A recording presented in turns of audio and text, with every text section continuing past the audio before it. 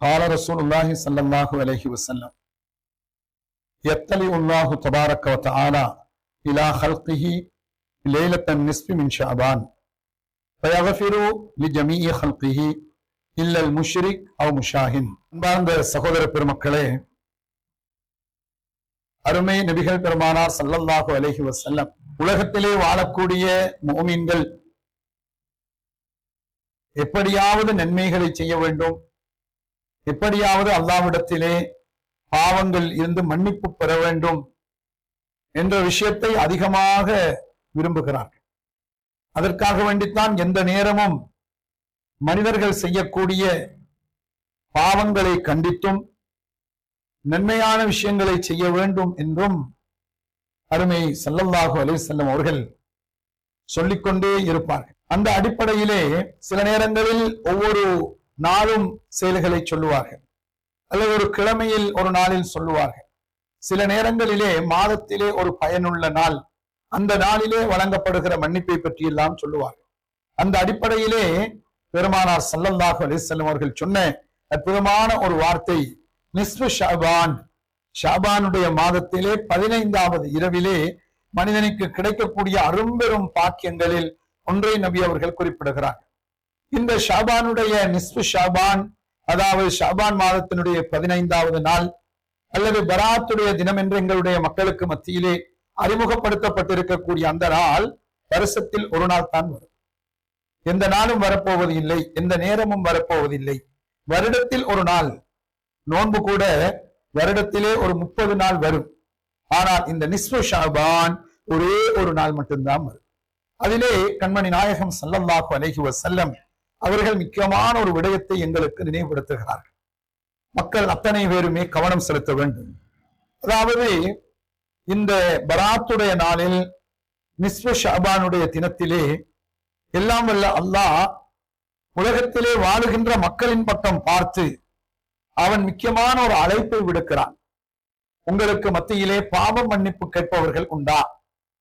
அந்த அழைப்பை கேட்கக்கூடியவர்கள், நபி அவர்கள் இப்படி சொல்லியிருக்கிறார்கள் என்ற விஷயத்தை விளங்கியவர்கள் எத்தனையோ பேர்கள் மன்னிப்பு கேட்கிறார்கள். அல்லாஹ் அவர்களுடைய பாவங்களை மன்னிக்கிறான். ஆனால் 2 பேருடைய பாவங்களை மன்னிக்க மாட்டான். இதுதான் நாம் பயப்பட வேண்டிய, விளங்க வேண்டிய விஷயம். எல்லோருடைய பாவங்களையும் மன்னிக்கிறான், 2 பேருடைய பாவத்தை மன்னிக்க மாட்டான். அப்படியானால் அந்த 2 பேரு யாரு? அப்ப நாம் இந்த நிஸ்ஃபு ஷஅபானில், பராத்துடைய நாட்களில், இந்த நல்ல மாதத்திலே, நல்ல நாட்களிலே இரவெல்லாம் அமல்கள் செய்து, அதிகமானவர்கள் மாதத்திலே நோன்பு நோற்று, உயர்தரமான சதகாக்கள், தர்மங்கள் எல்லாம் செய்து அல்லாஹ்விடத்திலே மன்னிப்பு கேட்டவர்களில் அந்த 2 பேருக்குள்ளே நாமும் இருப்போமோ என்று ஒவ்வொருவருமே கவலைப்பட வேண்டிய விஷயம். அப்படியானால் அந்த 2 பேரும் யார்? நபி அவர்கள் சொன்னார்கள், எல்லா மக்களுக்கும் மன்னிப்பான், இல்லல் முஷ்ரிக், இணை வைத்தவனை தவிர. இணை வைத்தவன், முஷ்ரிக்காக இருப்பவன், ஷிர்க்கு செய்தவனை தவிர. இன்றைக்கு பெரும்பாலும் அதாவது அல்லாஹ்வுக்கு இணை வைத்தல் அல்லது இணை வைப்பதற்கு சமமாக வரக்கூடிய செயல்களை பற்றி பேசுகின்ற பொழுது சில நேரத்திலே ஒரு சில மக்கள் கணக்கெடுப்பதே இல்லை. ஷிர்க்கை பற்றி அவர்களுக்கு எந்த விதமான பயமும் இல்லை, அச்சமும் இல்லை. இன்றைக்கு அதிகமானவர்கள் ஷிர்க்குக்கு வியாக்கியானங்கள், விளக்கங்கள் சொல்லிவிட்டு அதை செய்து கொண்டுதான் இருக்கிறார்கள். வேண்டுமென்றால் அந்த ஷிர்க்கை பற்றி கண்டிக்கக்கூடியவர்களை இவர்கள் ஏசுவார்கள், திட்டுவார்கள். இப்படியான ஒரு நிலைமை நடந்து கொண்டிருக்கிறது. அருமையான சகோதர பெருமக்களே, அது பிழை.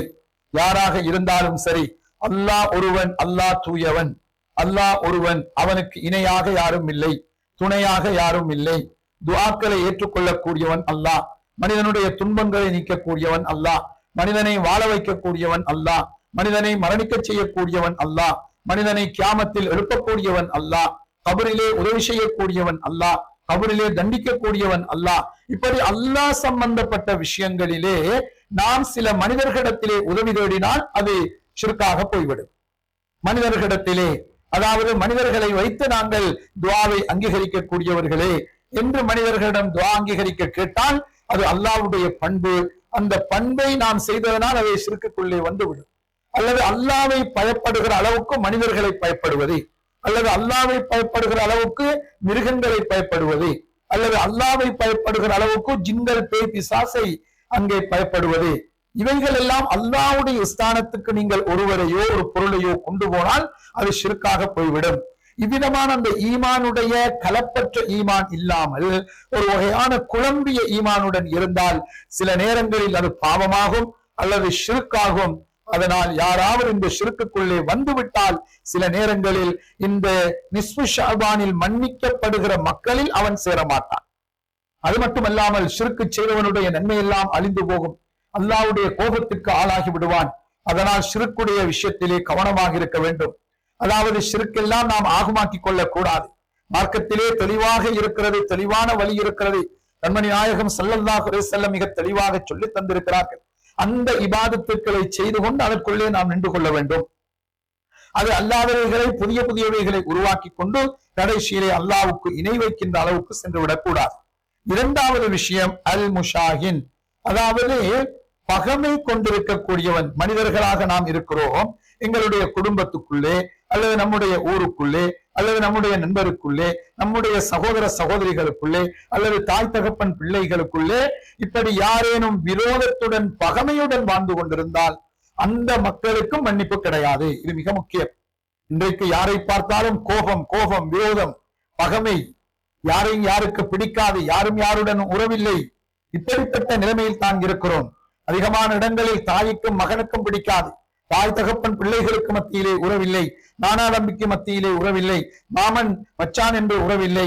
இப்படியாக உறவுகளை முறித்துக் கொண்டிருப்பவர்களுக்கும் இந்த பராத்துடைய தினத்திலே கிடைக்க பெறுகிற இந்த மன்னிப்பு கிடைக்காது என்று கண்மணி நாயகம் ஸல்லல்லாஹு அலைஹி வஸல்லம் அவர்கள் எச்சரித்திருக்கிறார்கள். இந்த நல்ல நாளிலே அமல் செய்வதற்கு எவ்வளவு நாம் ஆசைப்படுகிறோமோ அந்த அமல் கபூல் ஆகுமா, மன்னிப்பு கிடைக்குமா, மன்னிப்பு கிடைக்காதற்குரிய காரணம் என்ன என்பதை எல்லாம் சிந்தித்து இது போன்ற விஷயங்களை நாம் விளங்கிக் கொள்ள வேண்டும். அதில் தான் உண்மையான பராத்தை நாம் பெற்றுக்கொள்ள முடியும். எல்லாம் வல்ல அல்லாஹ் அருள் புரிவானாக. அஸ்ஸலாமு அலைக்கும் வரஹ்மத்துல்லாஹி வபரகாத்துஹு.